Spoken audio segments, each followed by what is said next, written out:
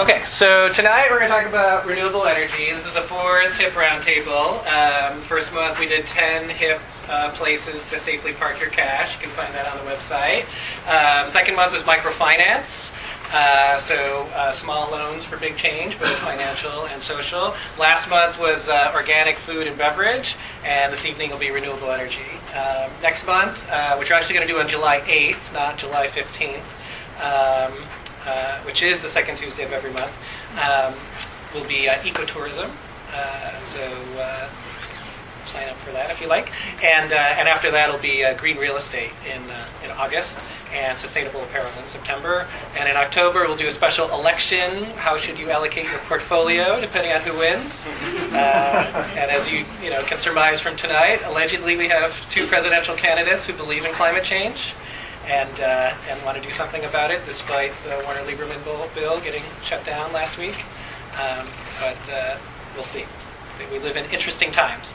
So just before we get started, I was in a law firm this week, and what popped out of the Recorder, which is the legal newspaper of the day, was this: Barkley Court Reporters in partnership with Earth and You. So I'm like, what's this? Take a depo, plant a tree. So for every deposition that they'll take, they will actually plant a tree. And of course, if you want to learn more, you can order a paperless PDF transcript, Adobe Acrobat, and we'll reduce your bill by $40. So the world is turning green. So this morning, I pick up the paper. I'm like, all right, we're doing the Renewable Energy Roundtable today. What's in the news? Oh, look, in addition to crude dropping to $135 a barrel, some gas stations in Spain ran out of fuel amid a truckers' strike, and France said its navy canceled 3 missions due to soaring fuel prices. So even governments can't necessarily afford to fly their military. And speaking of which, the U.S. military is actively testing biofuels. The U.S. military is the #1 energy consumer in the whole world. And then here's the other thing from this, which we'll get into a little here. Why is oil going up? Bad information. Because the reason why oil speculators are continuing to push oil prices up is that demand has not fallen off enough. So even though oil used to be $30 a barrel, now $130 a barrel, there hasn't been a peel-off in demand, so the price can go higher, right? But the problem is the demand data is 2 months out of date. And then one last thing. This is all from this week. Sunday New York Times. But this one. The International Energy Agency, which is in Brussels, says that by 2050, investors are going to have to invest $45 trillion. That's 1/3 of all capital markets today is going to have to go into energy solutions. So, as a HIP investor, you should think about what your criteria are for doing that. And my background actually started in the energy field. I never thought I would be have some energy expertise, but I worked in the McKinsey energy practice doing incentive regulation, mainly for utilities and their public utility commissions, and then have sort of gotten deeper into oil and natural gas and the like. So I'll have a little bit extra to say, and then Jamie has done a lot of research on renewable energy, which she'll share with you. And then Bob from SunPower is here. We'll skip our PG&E slot. And then we'll have Jay from TerraPass talk a little for a few minutes. And then finally Josh Becker from New Cycle Capital give a short overview of a new fund that they're finishing closing on called New Cycle Capital, which includes renewable energy. And then it'll be very interactive. So, okay, here we go. So raise your left hand if you want to do good. Okay, good HIP audience. Raise your right hand if you like to make money. And we see some people already ahead of the game. Kiki is raising both her hands. Raise both your hands if you want to do both. All right, that's pretty good. Did anybody not raise both hands? It's okay. There's no right answer. No? Okay, so we all want to do good and make money. And so in the middle is what's called HIP. And so essentially today, if you go to most financial institutions as an everyday investor or as an accredited investor, and you say, I want to do good and make money, you'll still today get a lot of blank stares. And so what we're about at HIP is doing three things.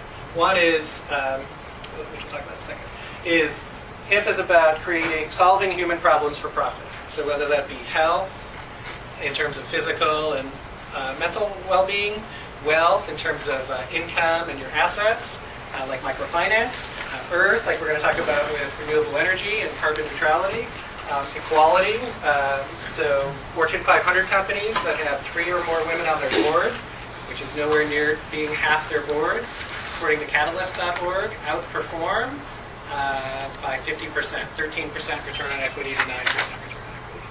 So when a company designs itself around solving these human problems, they can make more money, they can inspire their staff, it makes for a better place to live, and we can all be HIP together. So last slide for me here is, so what HIP does is we help investors build portfolios, whether you're an accredited investor or everyday investor. You'll be seeing some HIP funds come out by 2009.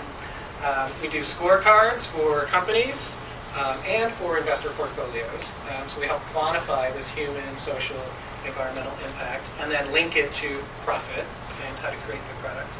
And then finally, we have ratings and rankings that we publish in Fast Company magazine. So if you go to fastcompany.com or you go to HIP Investor, you'll see our 6-page spread on oil with this beautiful daisy with oil on it. And then a write-up of each of the top 10 oil companies by revenue. So feel free to check that out. Okay. Next slide, Jamie. When did you say it's coming out in 2009? We will have a HIP mutual fund for individual investors. So, all right, I lied. One more slide. All right, what are the human problems that energy companies solve? So obviously they solve mobility. How do we get around? What gas do we put in our car? They solve productivity. The lights are on, the computer is projecting, sometimes air conditioning. And oil is also an input into, anybody? Plastics. And so if you go into a hospital or you get any form of health care, you will have plastics because they're disposable and safer for you. But there's a little problem about recyclability and reusability. So when you think about solving for these problems, not the production of oil, but actually mobility, productivity, safe delivery, you actually think about how to serve your customers a little bit differently, like nature-based fuels. In Brazil, they are now officially energy independent because sugarcane alcohol can be processed in all the cars, including their diesel cars. And at the same time they became energy independent this year, they found a humongous oil deposit off the south of Rio, which will be great for their exports. Renewable energy, whether it's solar or wind, and so we'll hear about that this evening, as well as ecoplastic, green chemistry, using nature-based chemistry to solve our material needs. And so from a HIP management practices perspective, the 3 elements of the HIP methodology from an investor perspective are obviously profit is one, and quantifiable human, social, environmental impact, the health, wealth, earth equality. But the third is how do you run your company? And so if a company had a vision of 100% renewable energy, like SunPower does, but Chevron does not yet, or in Chevron's case, this would say human energy. And when we interviewed Chevron for the Fast Company article, we said, what are your measures of human energy? And it was quiet.